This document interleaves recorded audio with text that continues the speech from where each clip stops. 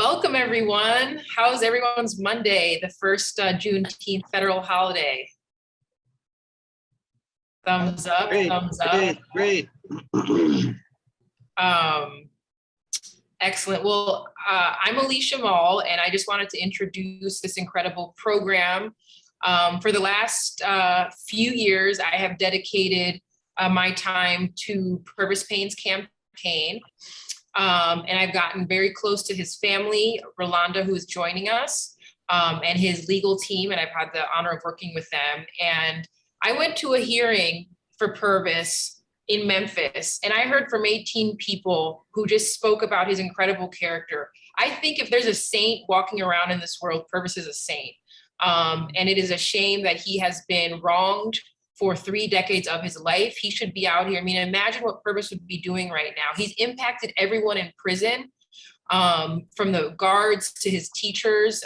He's an incredible person and was wrongly convicted of a crime that he didn't commit, and also lives with an intellectual disability, which should have made him ineligible for the death penalty. So he had to go back thanks to the Black Caucus and fight for that. So now he's off death row and has a chance of parole. But when I found out that we had the progressive candidate, Steve Mulroy, and he could be Pervis's ticket home, I said, I'm going to volunteer my time to make sure we get Steve elected. It's not just about Pervis, because Pervis has an incredible legal team, but what about the people who don't have the love and support that Pervis does?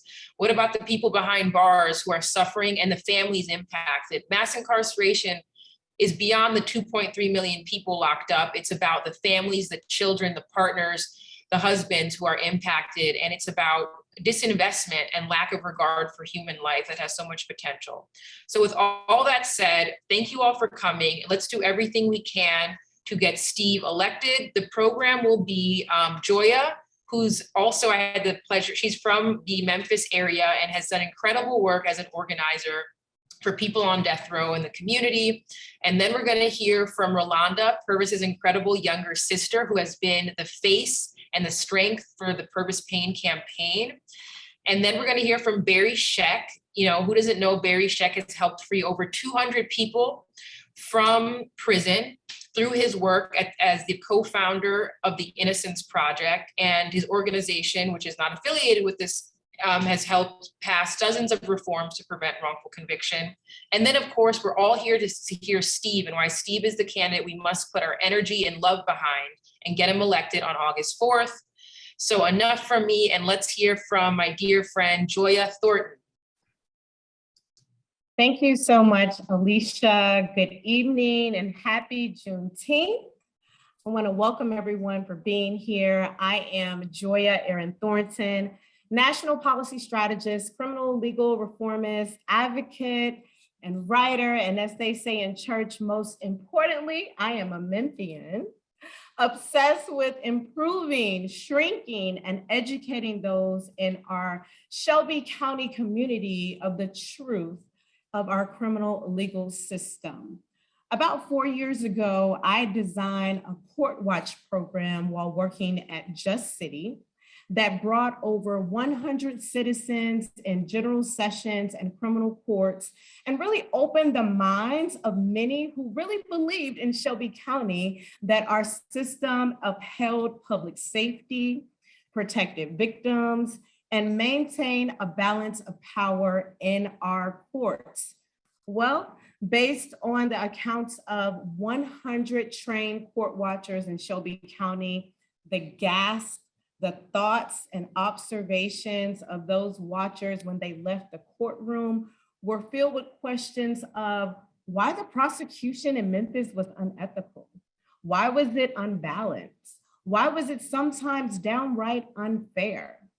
Why prosecuting attorneys were only about 13% Black in a city that was majority Black. Over the last couple of years, there has, as we all know in this call, a growing national movement to transform US prosecution and end mass incarceration that peaked in the late 80s, early 90s, as different people, DAs, particularly in southern states, were carceral thirsty. This year's district attorney race in Shelby County is so critical. And in the words of Tawan Stout Mitchell, I saw an interview that she did on the local news station. This race will really define what justice looks like for Memphis for the next 8 years. 8 years. Does it remain an antiquated, hackneyed era of yesteryear? Or will it look different? I just want to challenge Memphis that we have a voice and we have a vote, and we must use it. We need a prosecutor that understands proportional punishment and building bridges between the judicial and grassroots communities in Memphis, not just hosting a bunch of breakfasts built on fear mongering and erroneous data and surface relationships. We need Steve Mulroy for our next DA. He's our DA. Now, I would like to introduce someone over the last 3 years that I have grown extremely close to in advocating for her brother and raising awareness about prosecutorial discretion and ethics. She is a powerhouse. She is my sister. She is a voice in Shelby County, even though she's not in Shelby County, and also Tennessee. Rolanda Holman, the sister of Pervis Payne, will share her story with us and give us a glimpse into what responsible prosecution looks like. Rolanda? Well, thank you, Joya. It's always a pleasure to see you. I always say whenever we're on the platform together, you give me that extra boost there. So I'm so happy to see you. And to all of you who are joining with us on tonight, I'm so grateful to have you here for this. I feel like it's such a momentous occasion. As it's been aforestated by Joya, I have been my brother's #1 supporter and still am his #1 supporter and advocate. And most importantly, his voice for over the last, I would say 25 years since I've been old enough to be able to run some things and get into this era for his freedom. However, tonight, I not only represent Pervis, but all of the other purposes in Shelby County. In my opinion, the district attorney's race is the most important election in the history of Shelby County. I looked up many different roles and definitions and descriptions of a district attorney, and most of them had the same description. So I'm going to give you a brief overall synopsis of what it means to be a district attorney. The district attorney is the highest ranked prosecutor in a city. They have significant decision-making power, and the decisions they make have a big impact on and in the community. Their role is to be an advocate for victims to ensure their constitutional rights are protected and assist them in navigating the criminal justice process. But, and here is a transitional phrase, right? Their role is also to protect the rights of the innocent as well as the criminals. The district attorney works to ensure the safety of the public pursuing justice and truth. Just let that sit for a moment. In my position, my current job position, I hire and I fire. I recommend to be hired. I recommend to fire. Every year, each of our employees gets a job description to remind them of their responsibilities and their roles. Many of them will say, I've been here for 5 years, for 3 years. Why do I need this? But this is something that our company do to remind them of their job description and their role. Everything you've heard or what have you about, and I guess Joya didn't name call, but I'm going to be the one to name call tonight, okay? So Joya, she didn't go there, but it's okay. I'll go there, Joya. So a lot of things that you have heard, maybe you've read in the Huffington Post about the current district attorney here, it disqualifies her.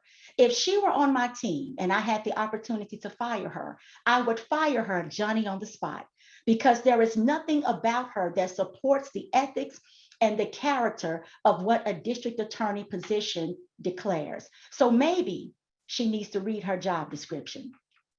Pervis had had exculpatory evidence that disappeared under the leadership of Ms. Wyrick's administration. We have asked for an explanation and have yet to receive a logical response from her office.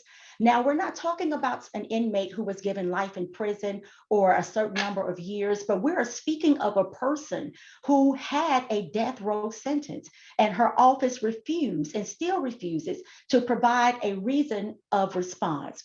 Pervis also has an intellectual disability, as Alicia stated earlier, and we have asked her not to fight against us, and she did. If she can rebut against a person who has a death sentence and not show concern about truth and justice that is clear in his case, what do you think she would do about your loved one who may have a lesser sentence?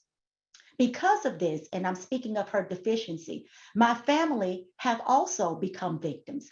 And there are three things I have always said that my family and the victim's family of the crime my brother has been accused of, I've often said there are three things we have in common. And that is we've both been lied to, manipulated, and deceived by the Shelby County District Court Office under the leadership of Amy Wyrick. So Shelby County, it is time for a change. Speaking of change, in many situations, someone has to be the catalyst for change. And I believe the catalyst has arrived, and his name is Steve Mulroy. Shelby County needs a criminal justice reform. They need to take a look at the ratio of Black and white men who are incarcerated, and a conviction integrity unit to review prior cases for possible errors and wrongful convictions.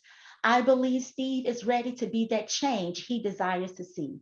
And I also believe that he would put truth to power where it will become an action in Shelby County.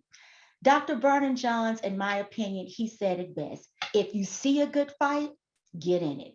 So my brothers and sisters, this election will be one of the best fights of our lives. So let's get in it and make a change. I personally ask you to give to his campaign on tonight.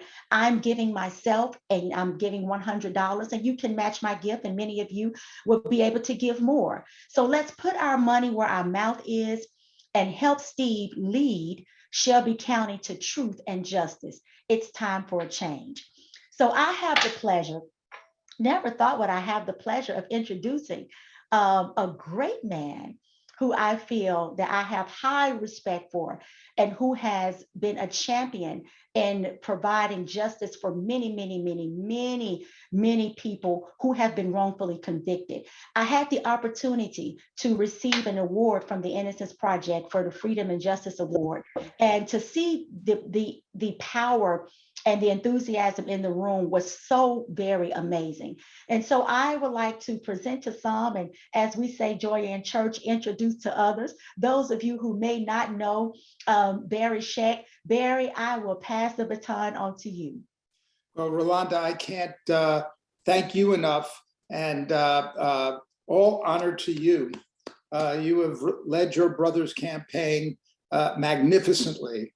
And everybody saw it at the gala at the Innocence Project, and it was incredible. And the Pervis Payne case is really a litmus test for morality of a district attorney, and Amy Wyrick failed that, and failed it horribly. I'd like to just bring another case to your attention that shows why Amy Wyrick should not be a district attorney for another 8 years in Shelby County, and should not be a district attorney anywhere at all. And that is the case of April Alley, whose father, Sedley Alley, was executed in Shelby County. Well, executed actually in Nashville, but it was a Shelby County case. And very, very long story short, Sedley was convicted of murder, and his great lawyer, Kelly Henry, is with us today. And Vanessa Potkin and I from the Innocence Project got into that case, I guess it's close to 20 years ago. And we found items of evidence that if you perform DNA tests on them, you could see whether or not Sedley had committed the crime, and a lot of exculpatory evidence emerged that indicated he did not do it.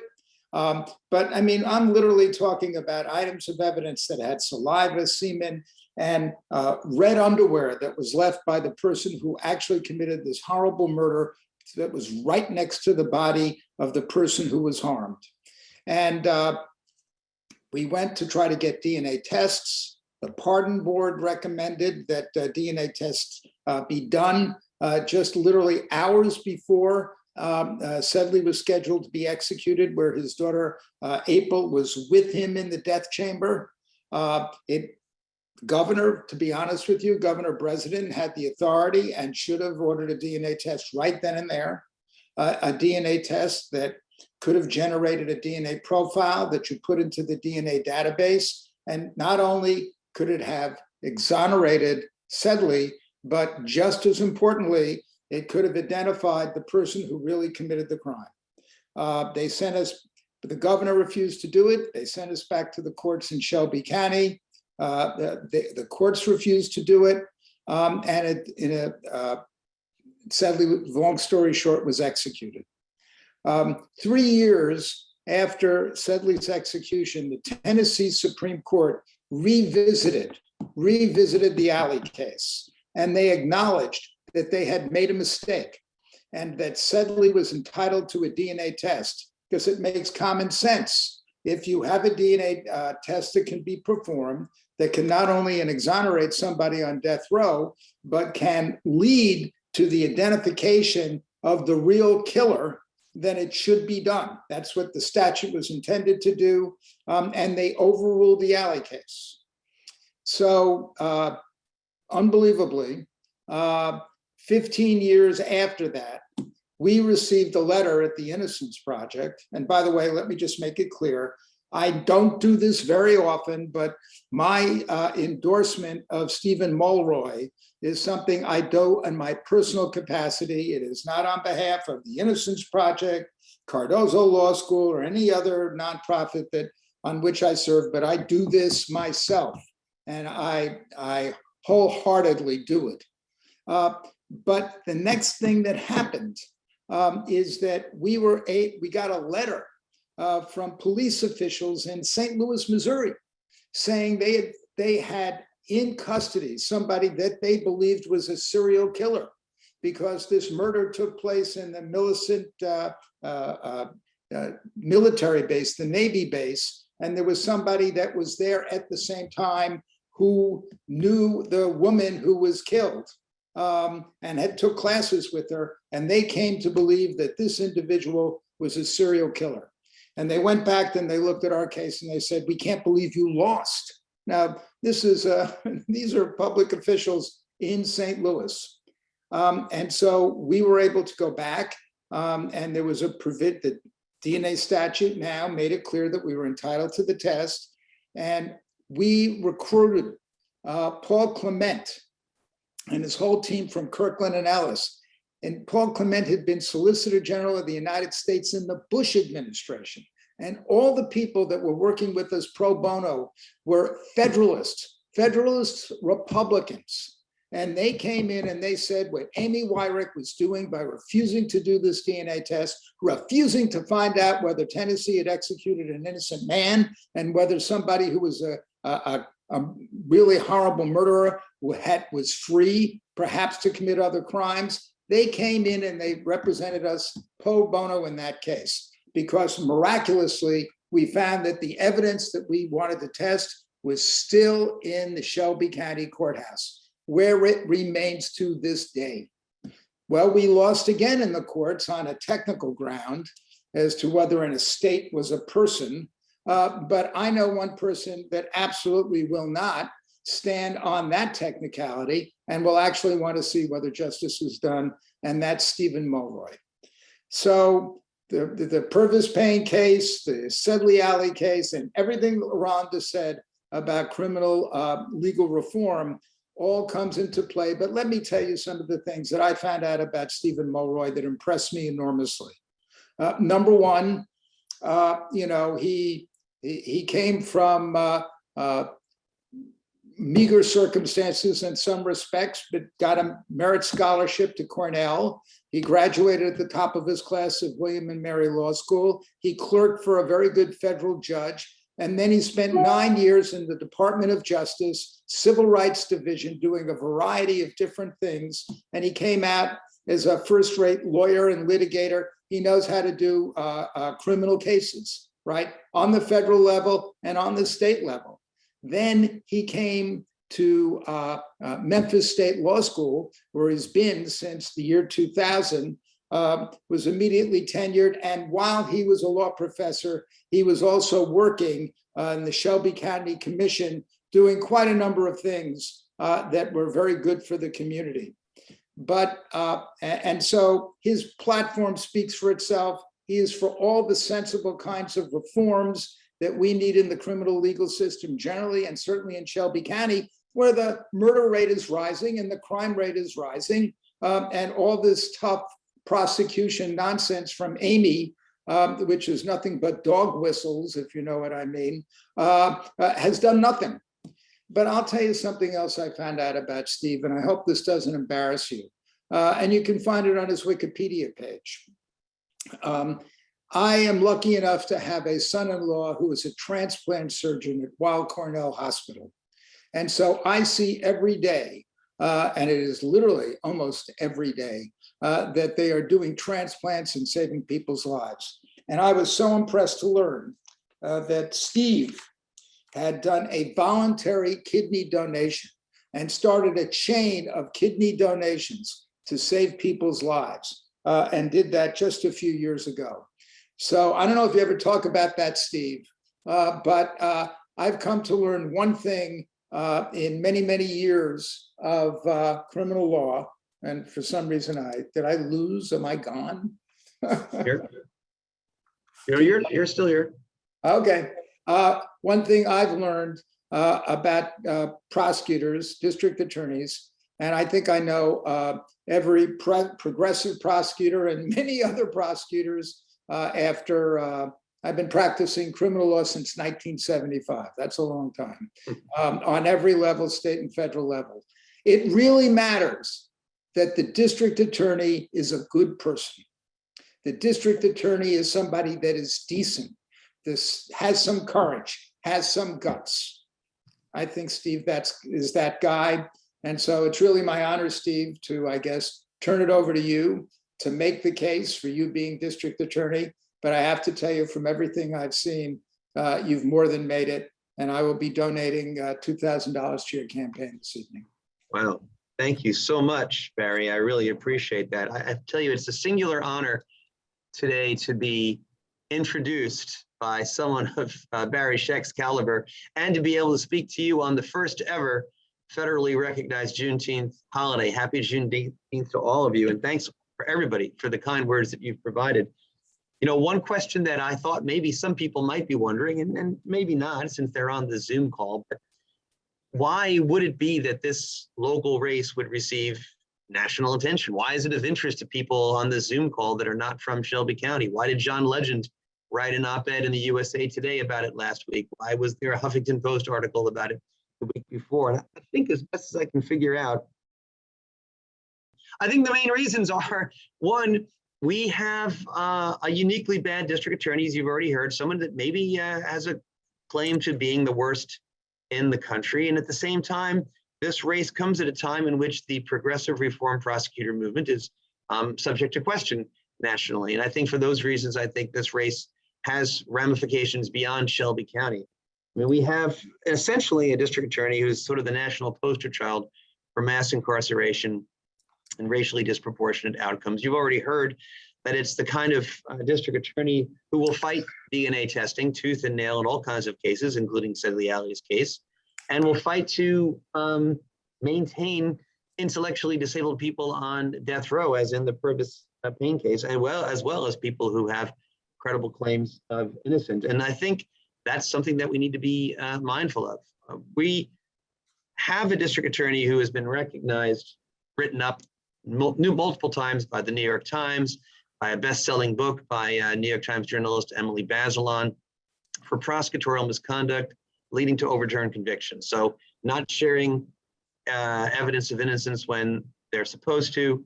This particular prosecutor's office has been recognized by a Harvard Law School study for being among the worst in Tennessee, that kind of prosecutorial misconduct. She herself has been recognized or called out for that kind of prosecutorial misconduct numerous times, including by our state Supreme Court and an ethics panel of our own state bar. When it comes to the death penalty, Shelby County is the Texas of Tennessee. When it comes to transferring young persons from juvenile court over to adult court, where they end up serving time in adult prison, which just makes them more likely to commit offenses. Again, we are an outlier, the number one. We do more of those adult transfers in Shelby County alone than all other counties in Tennessee combined. 95% of them are African-American. And the racial disproportionalities aren't just limited to juvenile court. They infect the entire system. The longer you languish in our jail awaiting for a trial, the more likely you are to be African-American. The juvenile court was under federal court monitoring for racial discrimination for years. And the only reason they're not under monitoring anymore was not because the problems were solved. Quite the contrary, the federal court monitors said just the opposite. They called the practices of this district attorney, quote, a toxic combination for African-American youth, unquote. The only reason that we don't have federal monitoring to this day is that when the Trump DOJ came in, they pulled the plug unilaterally on federal court monitoring. I think, we can talk about statistics, but maybe stories are always more effective. And I think the story of Pam Moses is probably emblematic of the entire orientation of this district attorney. Just a few months ago, Pam Moses, an African-American woman, was asking whether she could vote. She had a prior conviction. So she went to the probation office and asked, and they told her she could. And so relying on that, she tried to vote. Turns out that information was wrong, and Amy Wyrick's team went after her and got a sentence of 6 years in prison for attempting to register to vote. And she was told by the officials that she could. That occurred in the same month that a white deputy sheriff who confessed to repeatedly raping a 14-year-old girl got a plea deal from the prosecutors with probation with no jail time. I think that's emblematic of the unfairness that infects the entire system. And it maybe isn't surprising when you have a prosecutor's office, as has been alluded to earlier, where the prosecutors are 90% white and the criminal defendants that they go after are 90% Black. Somebody mentioned earlier that Steve Mulroy is our DA. I think they were being a little tongue-in-cheek because there's a bit of a controversy here that you may not know about if you're not in Shelby County, but Amy Wyrick's yard signs has the slogan, she's our DA, and the "our" is italicized. And I can tell you at least 50 people have independently come up to me and asked me what she means by the italicized "our." Who is it that she claims to be representing? It might have something to do with the fact that when she opened up her headquarters in the far east, predominantly white suburban area of the county, she sent out an email that said, "Stop by on your way home." That may inform what she's thinking when she says she's, quote unquote, our italicized DA. All I know is this, that if I become district attorney of Shelby County, I'll be everyone's DA. And that's a promise that you can take to the bank. Barry has already talked about my background, so I don't think I need to go into it. I appreciate all the wonderful things that he said.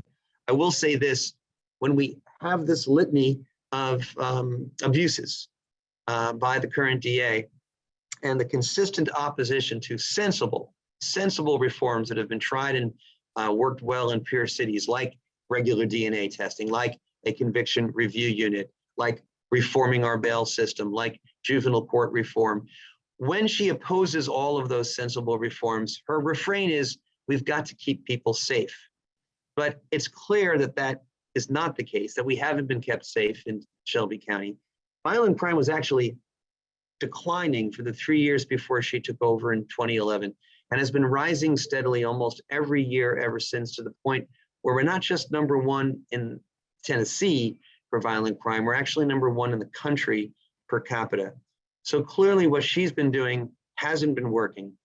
We haven't been kept safe from criminal criminal activity, and we haven't been kept safe from discrimination in our system. And that's why I was recruited to run. And, I think that, if I were to say, what was it about me that made me an acceptable alternative to Amy Wyrick, the background that Barry went over might be relevant, but I think it's also relevant that being a DA was not my lifelong dream. I was very happy as a tenured law professor with summers off, but I was recruited to run by people who cared about the system and said, we need someone to step up to provide a viable alternative to Wyrick because we can't take another 8 years of what we've been enduring for the last 12 years. And so that's why I'm in the race. And that's why I'm so grateful to have the support of everybody who involved in organizing this Zoom call, Alicia and everybody else I want to thank. As you heard earlier, we do need funds. If you haven't donated the suggested amount of $100 or more, I'd ask respectfully that you do. If you can do something even remotely close to the generous amount that Barry just pledged, that'd be even better. And please, try to spread the word. Try to, talk to 5 different friends who are like-minded and see if they would consider chipping in as well. Because I think with efforts like this, I think we really do have a shot here at flipping this DA seat. And in so doing, we can make the streets safer and we can make the system fairer. Thank you. Thank you, Steve. And before we jump into questions, I love what Barry said, which is you are such a kind person, and that goes such a long way in politics, especially one that determines punishment. And every time I talk to you, it's like I'm talking to my therapist. You have a very nice, calm energy.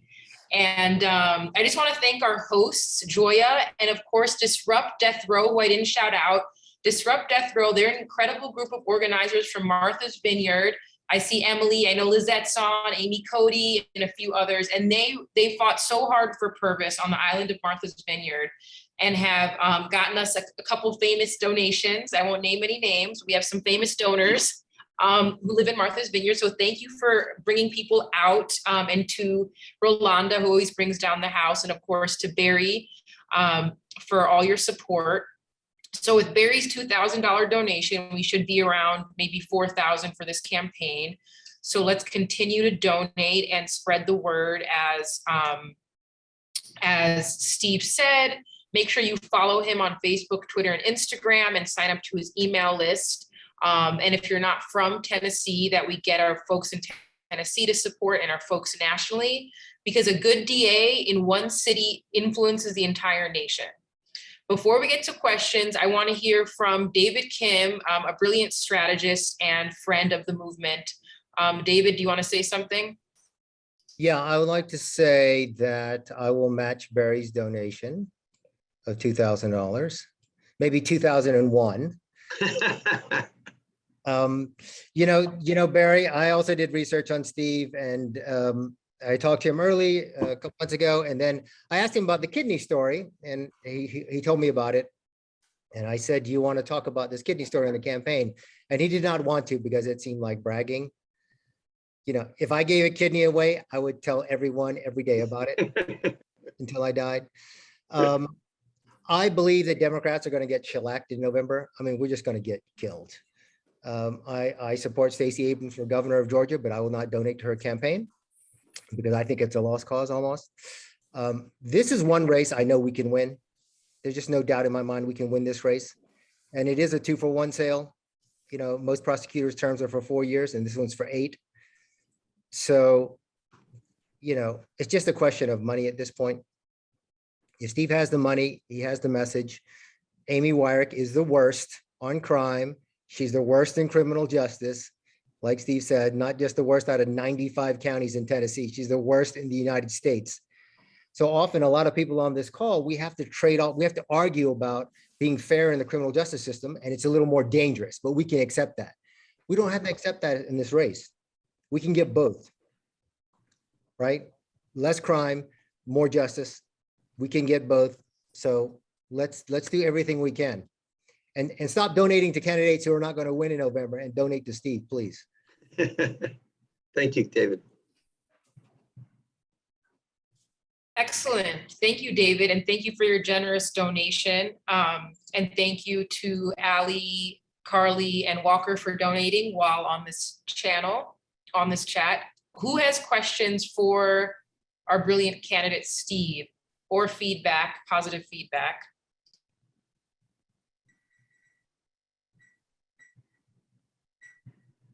Go ahead, Alex.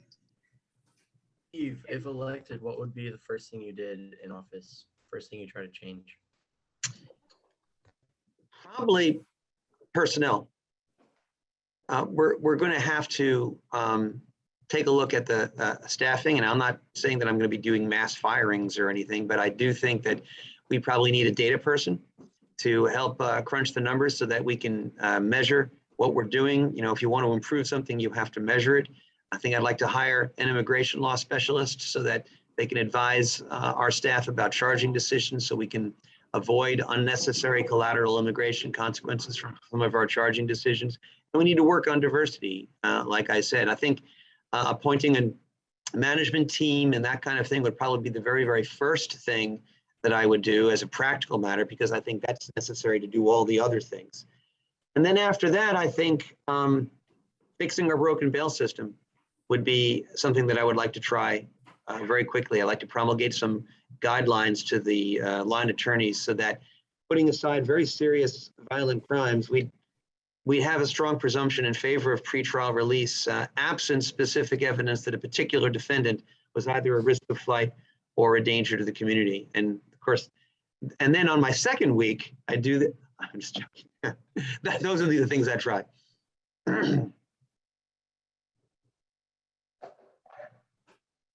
So David, David asks a question in the chat. Yeah, the audience does seem genuinely shocked that Shelby County, in our modern, at least in our modern era, you know, we've gone back, you know, 60, 70 years. Shelby County has not had a Democratic DA, which is particularly surprising because by now in 2022, it is definitely a blue county, and this is the last holdout. So yeah, David, that surprise, that shock on the part of the audience is absolutely genuine. It's not fake. People don't realize that I would be the first Democratic DA, at least in modern times. We have another chat question. What are your thoughts regarding how to handle youth accused of crimes? That's important. Amy M. I have a feeling I know who that is, but the question is very welcome. So the problem that we have in Shelby County is that transfer of young persons from juvenile court to adult court, which is supposed to be the rare exception, has become sort of the default position. And the monitor and the federal court monitor in the juvenile court case talked about this, that kind of gamesmanship of filing the so-called notice of transfer was sort of an automatic thing. And it needs to stop. So I think we need to really, again, issue some guidelines to line prosecutors where there's a strong presumption against this so-called adult transfer. We need to treat kids as kids wherever possible. We need to keep them in the juvenile court system where there's a broader array of rehabilitative services. We need to beef up those rehabilitative services, which is why I would be going to the county commission to, you know, increase funding for those kinds of things were I the DA. And we need to reserve adult transfer really for the very, very rare outlier case, because the data shows conclusively that when you take young people and you put them in adult prisons, not only are they at a severe risk of sexual assault and suicide, but they're actually more likely to reoffend when they come out. So not only is our current practice deeply inhumane, it is actually counterproductive from the standpoint of trying to reduce crime. It's not making us safer, it's actually making us less safe. It harkens back to what David was saying, and I was trying to say earlier in my remarks, in that we've got the worst of both worlds here. You know, we are pursuing these bad practices and resisting reform in such a way that we're actually making crime worse. And that's certainly what I would do when it comes to juveniles accused of crimes.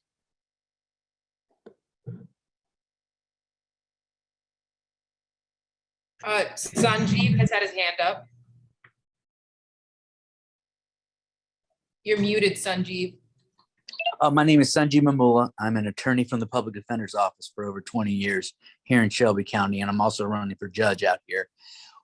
How can you work with the judges to help with these policies and reforms of yours? Because on local races you're going to have here, we have a chance also to elect judges who are fair-minded as well.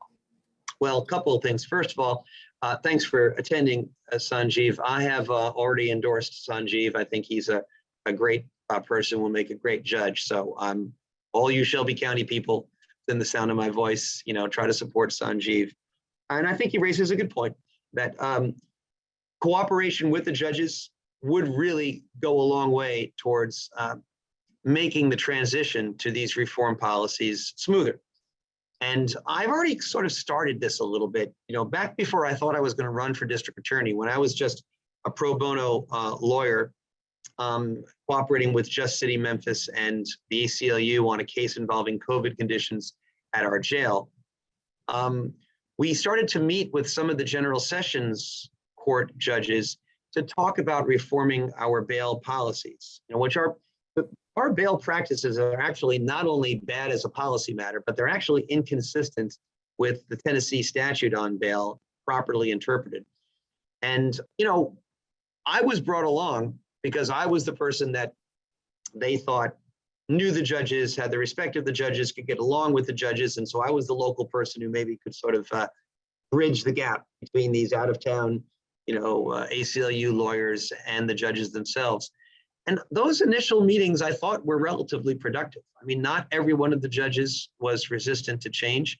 And if we elect more people in August like Sanjeev, we'll find even more people that are open to change. And I think sitting down with the judges and talking about these kinds of changes in bail is eminently doable. And in the context of the juvenile court, if we were to be able to elect someone like Tarek Sugarman as juvenile court judge, then I think we would have somebody who is extremely receptive to the kinds of juvenile court reforms that we've been talking about. In fact, Sugarman has even publicly called for resumption of DOJ monitoring, which I certainly favor. And he's even called for the appointment of a second juvenile court judge, so we don't have all of that power concentrated in one person. So I think there's opportunities to work with judges, definitely, Sanjeev.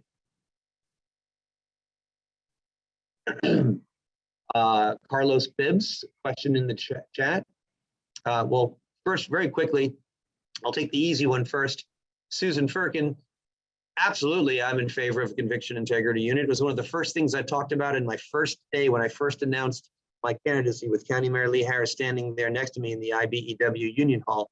I talked about how Nashville has had a conviction integrity unit and it has been very successful. Every couple of months, we see headlines coming out of Nashville about another exoneree who spent 17 years, wrongly convicted. Exactly the kind of thing that Barry Scheck and Alicia and everybody else has been working on. We need a conviction review unit. Wyrick says she's opposed to it because she says her entire office is a conviction review unit. And that is just so implausible that I think the statement sort of contradicts itself or it discredits itself.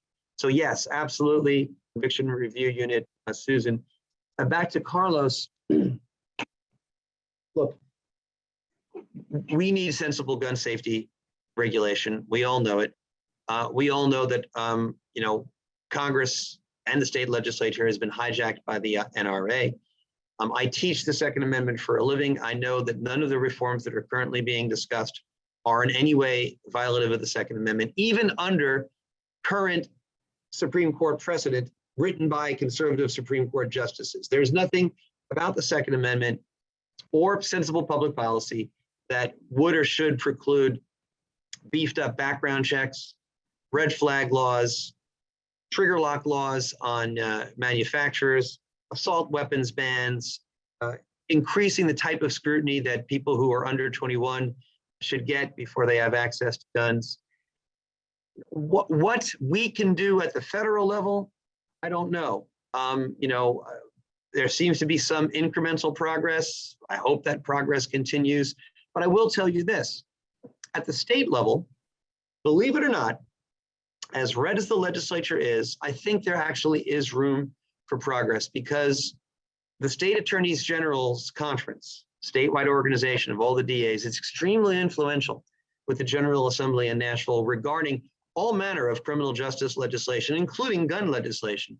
And the Shelby County DA is particularly influential within the DA's conference. So Glenn Funk over in Nashville, the DA there, said he would welcome having somebody in Shelby County that he could work with to help moderate the position of the DA's conference, which then could in turn moderate the position of the General Assembly and allow us maybe to make at least some incremental baby step reform progress regarding sensible gun safety legislation.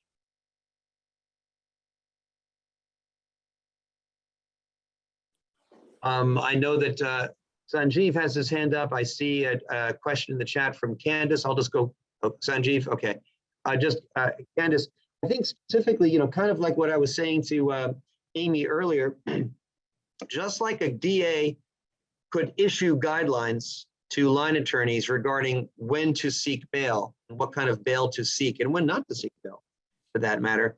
I think the DA can issue guidelines to those prosecutors who are in juvenile court and basically tell them strong presumption against filing a notice of transfer. You know, any notice of transfer would have to be personally reviewed by me, and I would have to sign off on it.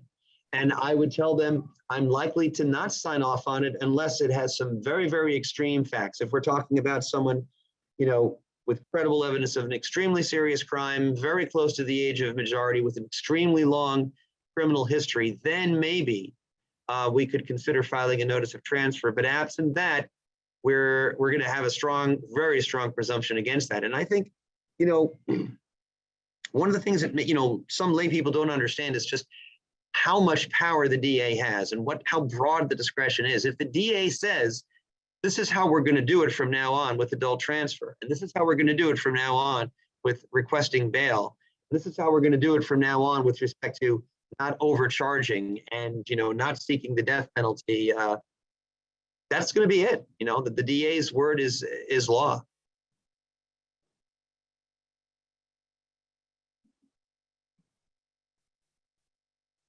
Any Okay, other questions or comments? I believe we have one more, and we definitely have an opportunity for maybe one more after that one. Thank you all for your donations, but we do want to respect everyone's time in being here. So we have a question from Alan. Can you talk about how you can help those fighting for union workers' rights in your role as a district attorney? Yeah, this is something I've talked about on the campaign, and there have been some progressive prosecutors in other cities around the country who have tried to use their power to fight worker exploitation. Wage theft is a huge problem in Shelby County and nationally. So is what they call job misclassification. So unscrupulous employers would classify people as independent contractors rather than when they really are employees, to avoid having to pay benefits and pay into unemployment insurance and things of that nature. These kinds of practices hurt us in 3 different ways. Obviously, they hurt the workers who are vulnerable and need that kind of assistance. It also hurts the government because the government's being cheated out of contributions into unemployment insurance and you know, workers' compensation and things of that nature. But it also hurts the scrupulous employers, the employers who are trying to do the right thing. They're at a competitive disadvantage because the cheaters are screwing over their employees. Now, we already have an economic crimes unit in the Shelby County District Attorney's Office. It doesn't do this kind of stuff right now, but there's no reason why it couldn't. And I think it would fill a really important gap in the law. You know, some skeptics may say, well, why not just let the Federal Department of Labor do that? Well, A, they're understaffed, and they tend to only work on really, really large pattern and practice cases. Why not let private, lawsuits try to resolve these issues? FLSA, Fair Labor Standards Act lawsuits and things of that nature. Actually, nowadays, with the arbitration clauses that are in all of the contracts, a lot of those kinds of civil remedies are being precluded. And so to have the DA come in on the side of the little guy, on the exploited workers, and use the DA's powers, both criminal and civil, to protect against that kind of worker exploitation, I think it could be a game changer for our local economy.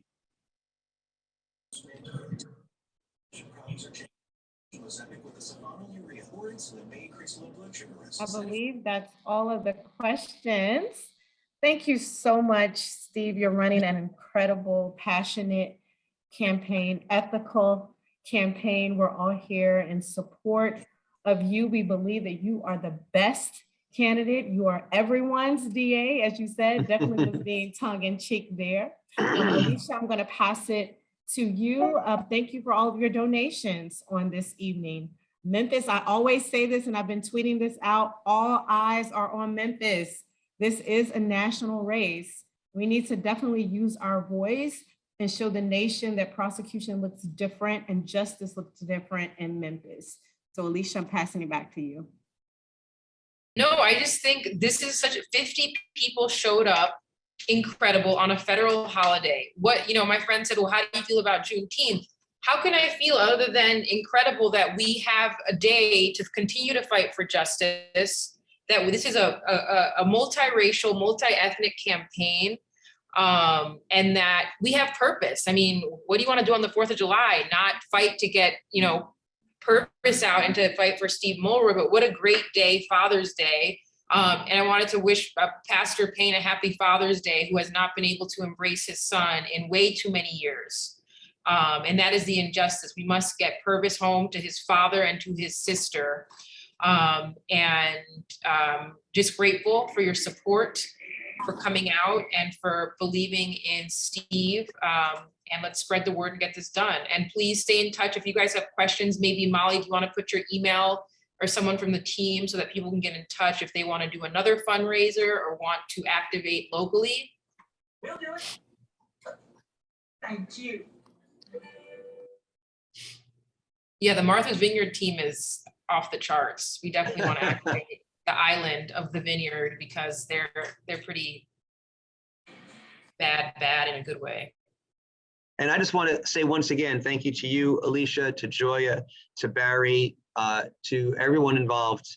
I forget, I'm blanking on the name of the death penalty organization. Remind me again, please. Disrupt Death Row. Disrupt Death Row. Shout out to them as well. Thank you all for doing this, David, Kim. I really appreciate everyone.